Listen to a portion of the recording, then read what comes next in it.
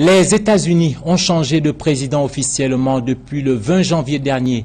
Quel regard Joe Biden, le 46e patron de la Maison-Blanche, aura vis-à-vis de l'Afrique et particulièrement du Mali? Et comment expliquer que le Mali ne bénéficie plus du Fonds de développement bilatéral Millennium Challenge? Dennis B. Hiking, l'ambassadeur des USA au Mali, répond à toutes ces questions dans l'entretien exclusif qu'il nous a accordé. Bien sûr, il est au micro de Guindo Kumba Touré.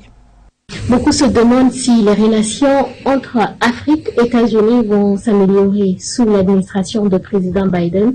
Est-ce que, selon vous, monsieur l'ambassadeur, le président Biden va plus s'intégrer, va plus chercher à avoir des connexions, avoir une relation avec l'Afrique que le président Trump?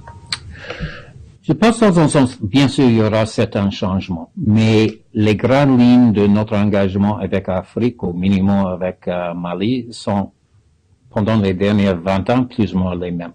C'est une balance entre les programmes de sécurité, les programmes de bonne gouvernance et les programmes de développement. Il y avait même, avec certaines décisions du président, le premier jour, le premier acte comme président était de faire la décision de retenir l'Organisation mondiale de santé. Alors ça a indiqué qu'il y aura plus de participation internationale, plus de participation multilatérale. Et cette décision a même eu un impact pour Mali parce que même la semaine dernière, j'ai vu que le gouvernement a fait l'annonce de programme de vaccination pour les Maliens, basé sur une coalition internationale sous OMS de vaccination. Et maintenant, nous allons participer dans ce programme. Je voulais venir à un point, justement.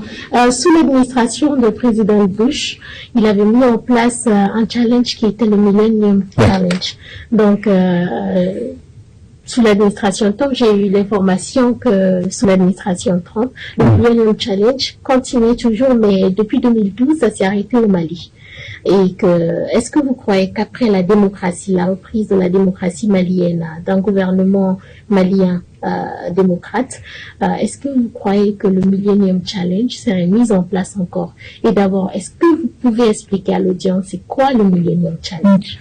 Ils ont créé 20 critères assez concrets. Tous ces critères sont fixés par l'ONU ou les ONG. C'est pas les critères fixés par les États-Unis ou gérés par les États-Unis. C'est fortement lié avec les droits de l'homme, avec les questions de bonne gouvernance. Alors, comme vous avez dit, il y avait une compact de MCC avec Mali.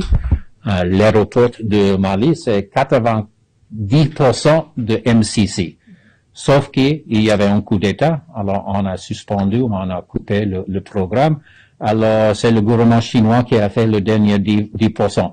Et maintenant il y a un plaque chinois, même que nous savons que c'était notre projet. Alors il y a toujours la possibilité pour Mali de rentrer. Il vient de publier le résultat pour l'année dernière.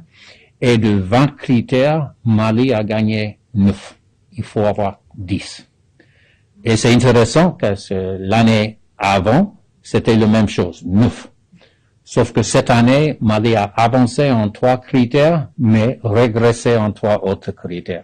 Alors c'est toujours quelque chose qui est important.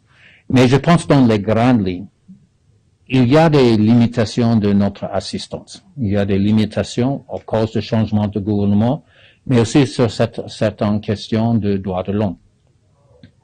Et nous voulons que nous pouvons travailler avec ce gouvernement de concentrer sur tous ces blocages. Beaucoup de personnes pensent que le Mali, sous l'administration Biden, que le visa serait plus accessible aux citoyens internationaux. Est-ce que cela est vrai? Est-ce que c'est une infox ou est-ce que c'est vraiment, c'est vrai? C'est toujours de voir les détails. Premier ou deuxième jour de mandat, le président a indiqué qu'il a suspendu toutes les déportations des étrangers hors de statut. Et il y a plusieurs Maliens dans ce cas. Président Trump a fait question que ça c'était une priorité et on a même imposé des sanctions contre certains pays africains pour ne pas accepter le citoyen. Alors, il y aura une situation et je pense que c'est dans le sens maintenant de faire une revue. Mais ça, c'est pour les gens qui sont déjà là. S'il y aura aussi un changement pour l'entrée, parce que généralement, s'il y a des conditions, moi, j'ai commencé comme consul, c'est toujours ma concentration. Alors, les gens qui veulent faire du tourisme, c'est bon, mais il faut faire du tourisme aussi. C'est pour éducation, il faut faire pour éducation.